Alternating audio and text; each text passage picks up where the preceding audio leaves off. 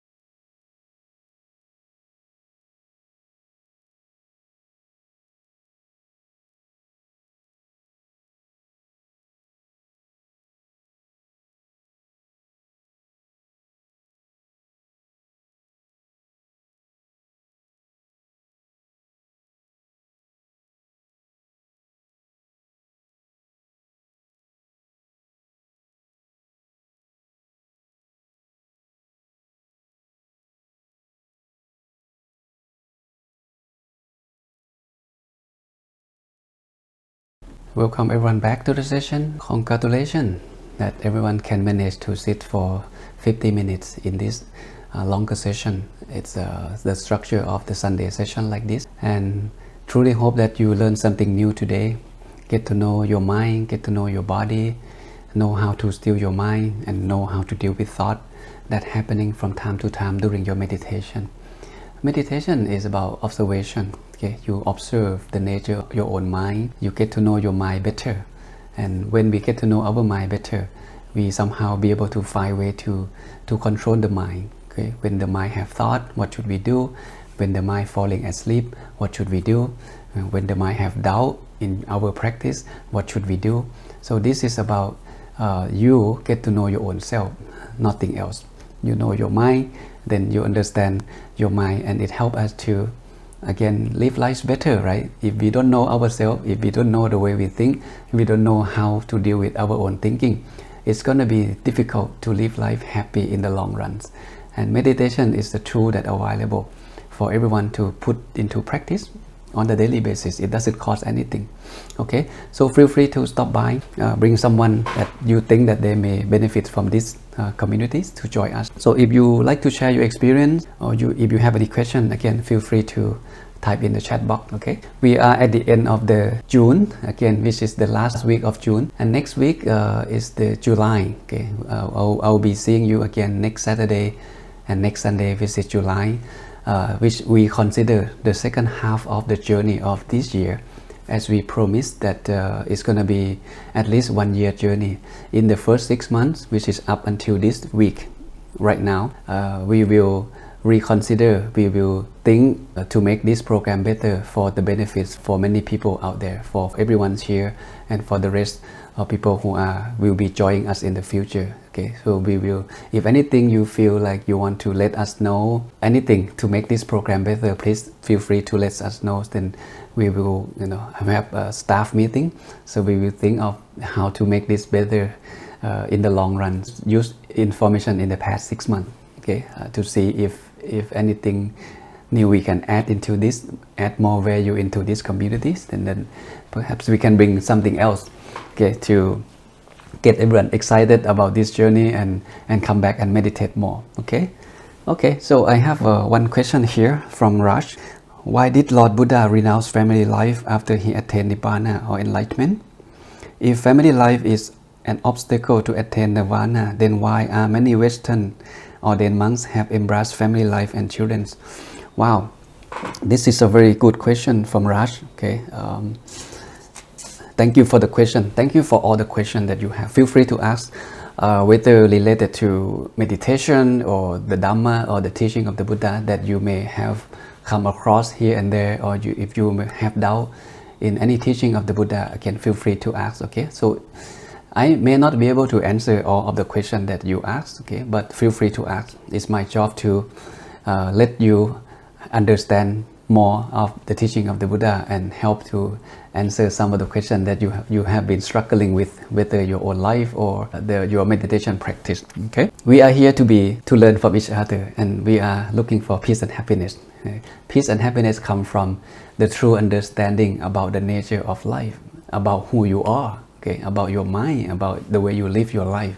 And the Buddha happened to be one of the great teachers who teach us to get to know the meaning of life and how to live good life. Okay, so that's the idea. Meditation is a part of it, to be a happy person, to be a better person.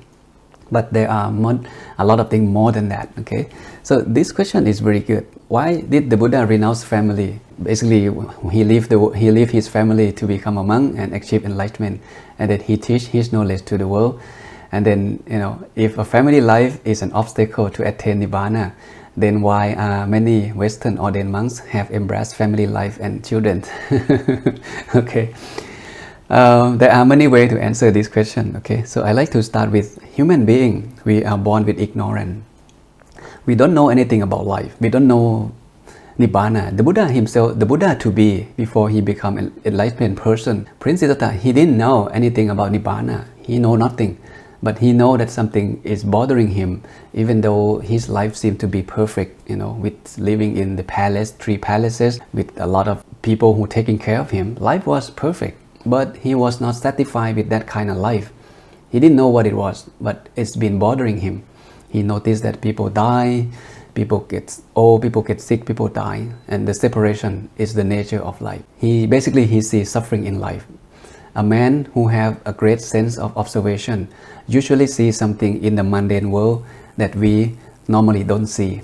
We see people die, we see people sick, we see people get old, we see separation, we experience that, but we never think anything about that. We never think of why it happened, or how can I get rid of all of this, how can I free myself from all of this suffering phenomena.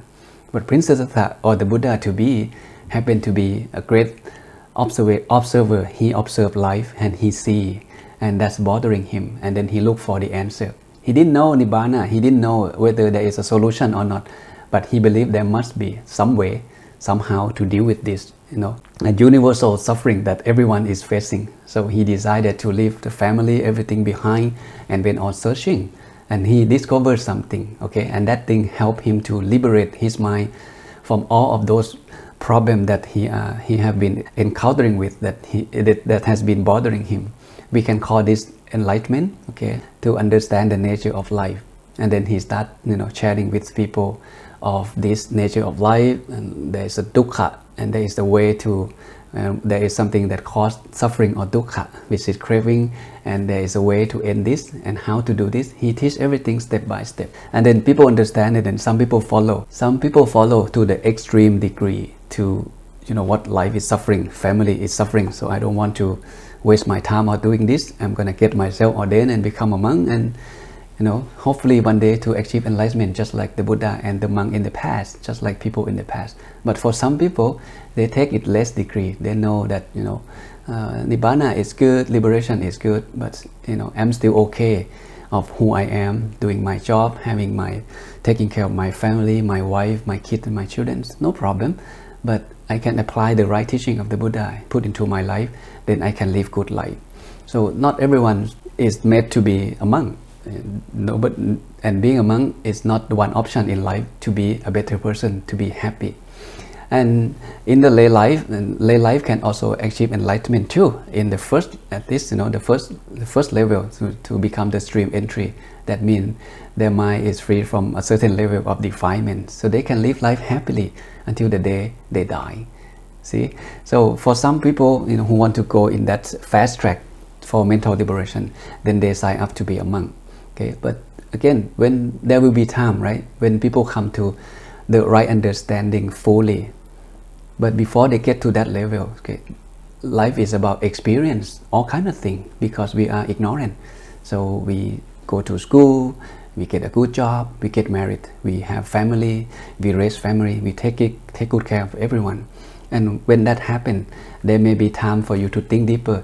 Is there anything else beyond that realm of living mundane life, of having family, business, traveling around the world? And maybe people think of ordination as the next level of their life, and that's why they ordain. So to me, I don't think having family is the burden to achieve Nibbana. Okay, it's an experience, and there are, like I said, there's people in the past also achieve enlightenment as a lay life as well. They become a great father, great mother, support their family, living good life. At the same time, they have understand the nature of their own life. They were able to remove hindrances and defilement from their mind as well. So this is a very beauty of the teaching of the Buddha. Okay, so you can reflect on that, okay, to see if anything that's still unclear. Again, feel free to ask me again. Happy for you, Melanie, that your meditation is getting better. I hope everyone feel the same thing as you have been sitting, whether by yourself or meditate as a group, and your meditation journey should, step by step getting better and better. Okay, self-discipline has to be there. Please stick on your schedule to come back to the Kushin more often. Okay. From Nathan, I have a question about Dhamma. What are we to do when we feel angry? How do we meditate to transform anger into compassion and loving kindness? Okay, thank you, Nathan. There are several ways to deal with anger. Okay, and how meditate can transform anger to loving kindness. Again, this thing take practice. Okay, I would say get back to your mindfulness practice. Meditation, you only sit 30 minutes at the end of the day or 30 minutes before bed or when you wake up. But during the day, you live your life with people around you. You're not alone. Angry come from what? Angry is the painful feeling come from when you see something, you hear something you don't like. That means we have to deal with others. Then angry can happen, right? If you're alone, you may not feel angry because there is no stimuli. But sometimes it can be. If you think of something that happened in the past, all of a sudden you're in good mood, you meditate well, and you think of, oh, last month that guy said something bad to me. Then all of a sudden you get angry. And how do you deal with this? It happened in your mind. You have to take care of your own mind. So you need to develop mindfulness, or sati in Pali. Mindfulness is about knowing what you think. Anger comes from what? Come from thinking of that bad thing that's happening, that bad word that people say to you. And if you acknowledge that, oh, okay, that thing is done. It happened last month. Okay, the guy may be somewhere already, but you still keep on holding that anger toward him, toward what he said to you. That's why you are unhappy. So if you are mindful, you recognize, you take time to recognize, okay, now my mind is go after angriness toward that man, toward that situation. Your job is to do what? To understand the nature of your mind, how you feel. Because when you reflect on anger as an anger, you not an anger itself. You are here. Anger is a feeling that's happening over there toward that thing. And this is just one kind of feeling, whether lust, whether angry, whether desire, whether craving. This feeling, okay, the good news is they come and go. They rise and fall. They don't stay with us forever. So when you know it happened, you have developed mindfulness. You have distance between you and that angry feeling. When you have that distance, it gives you space and time to be mindful and to reflect on that. And then you have an option to deal with that anger, whether you continue getting angry, getting mad, or whether you can let go because you are mindful enough to make some decision. But if you're not mindful enough, you will fall into the realm of angriness. You will become a man who gets angry toward whatever you see, you hear, you smell, you taste, you touch, because your mindfulness is not that strong. So my simple answer to this question is, don't worry about meditation. Meditation is a long-term journey. As long as you come back to the seat more often, it will definitely help you to develop the concentration, help you to cleanse your mind and develop your concentration much better in the long run. But this thing happening very quickly, you need to develop something called mindfulness, to be mindful of whatever in front of you, one thing at a time. Okay, so when you get angry, maybe you can take a few good deep breaths. If you can take a few good deep breaths, that means you give room for mindfulness to start happening. And when mindfulness starts happening, then wisdom can start working. With mindful, you be with what's happening in front of you, and with wisdom, it helps you to deal with that properly. Should you get angry back to them, should you remain calm, then you have option. So make sure you develop this simple technique, mindfulness during the day. Okay, just take a deep breath. If you don't know what to do, don't do anything. Don't say anything. Come back to the breath 3 times to see how you feel. If not enough, 5 times to see how you feel. If not enough, 10 times. By the time you get to the 10 of your breath, I believe you are mindful enough to deal with this properly, non-violently. Okay, so this is just one technique that you can put into practice right away when you feel like you get angry, or you about to get angry, you start having cranky feeling. Okay, when you're dealing with something, someone or some situation that happening in front of you. Okay, Nathan, put into practice. From Jackie, how can I stay awake? Okay, there must be a reason why you fall asleep. Okay, you need to reflect on yourself. Do you falling asleep every time you sit? If this is a case and that's become habit, then it's something else. But if from time to time in the evening you fall asleep, but early morning you don't fall asleep, okay, now we start seeing the difference. Early morning you just wake up, your body have fully rest. That's why you don't fall asleep in the early morning session. But in the evening, it's a long day. You may be traveling, talking to a lot of people, you are tired, but when you come back, take shower and get ready for meditation, turn on the air conditioning. Everything is so relaxing, and that is why it's easy for the body to fall asleep. And nothing wrong with that. Nothing wrong with that to fall asleep at all. Okay? So Jacqueline, please observe why, when it happened. Write down in your meditation journal why it happened, when it happened, how long did it happen. If you reflect on that, you will be surprised that, wow, you start seeing the pattern of your own mind why you fall asleep. And you can think of some meditation object. Okay, sometimes some students, they use the bright object to visualize, just like such as the full moon. You look at the full moon in the middle of the night. It's so bright, it's so calm, it's so peaceful. So when you visualize something bright and clear, it helps you to stay awake much better. Instead of you allow yourself to sit in the darkness, where visualize nothing and within 5 minutes you fall asleep. Okay, so there are several ways to deal with the sleepiness as well. All right, and the mantra also another tool. You visualize and then you mantra, clear and bright, clear and bright. So this help the mind, keep the mind busy, and the mind cannot fall asleep. From Easy, if you become a monk, can you still see your family? Of course, Easy. I see my family often, because being a monk, it doesn't mean we have to live disconnected from the whole world and stay in the wood and see nobody for the rest of our life. No, that's not the way life works. Okay, our life rely on the support of the family. Whatever we do, we should also think of them as well. Make sure they are happy. If I become a monk and my mom cry every day, that may be something wrong, right? I shouldn't be doing that. So I should at least educate her, help her to understand what I want in my life, and get her support. And when she support me, then I can become a monk. I am happy, she is happy. So in my case, it's different because I was born in Buddhist family. My father, mother, they understand the benefit of someone becoming a monk, and they fully support me, and I don't have that issue.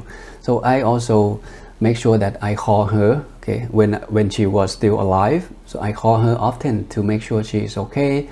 She hear my voice, she know I'm okay. If her son happy, she is always happy, right? So of course, yes, we can as a monk, we can visit our family, sometimes go home and mom can cook for me as well, and offering me food and things like that. Okay, we still keep contact with the family, but at the same time we are mindful of what we do. Okay, why we become a monk, and how can we live life happy as a good monk. At the same time, we can support family in a certain level. As a monk, I may not be able to support my family financially, because monk, we don't work, we don't get paid, but I can comfort them when the time that they have problem in life, when they need help, and when they run into a certain problem in life. Usually people think of the monk. Mom call me, today sometimes people die, people get sick, and mom didn't know what to do. Mom feel very sad, so sometimes she call, and then we have a talk, and then it help her to feel better. And that's how I support my family. So yes, being a monk, we can see our family. Okay. Well, today there are many good questions. Okay, thank you everyone for the question. And if anything at all that you feel like I don't fully answer your question, feel free to come back and ask me again. Okay. All right. So hope everyone have a good session today. Learn something from each other and have a chance to sit longer together. This is a wonderful thing. Okay, so hopefully you guys can continue meditate on your own during the weeks, and I'll see you again next weekend on the 2nd of the July. Okay, so see you in July next month, which is next Saturday. So please have a good night, good evening, good morning, wherever you are, and have a nice day, everyone.